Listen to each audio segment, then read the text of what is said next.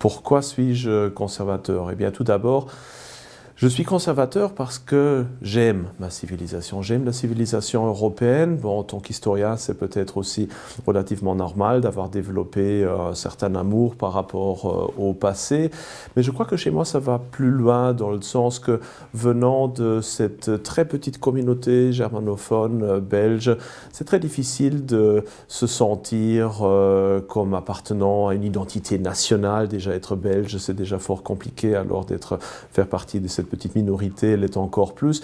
Donc automatiquement, on se réfère très rapidement à une identité européenne commune. Et pour moi, cette identité européenne commune est quelque chose de très important. C'est quelque chose que émotionnellement, qui m'apporte beaucoup.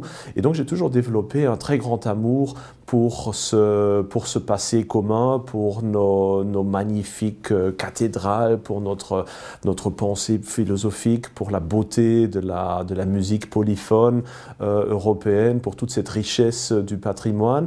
Et donc forcément, avec l'amour pour ce patrimoine, va de pair aussi une grande sympathie pour les différentes valeurs qui ont constitué ce patrimoine, que ce soit le christianisme, que ce soit la notion de famille, que ce soit aussi la notion de gentilhomme, de gentleman si on veut, pour le patriotisme national également.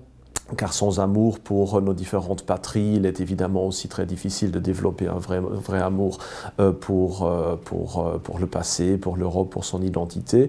Et donc, à fur et à mesure, je me suis très fortement identifié avec ces racines de notre civilisation européenne commune. J'ai compris comment ces racines-là, comment les valeurs de notre passé ont rendu possible justement cette magnifique civilisation.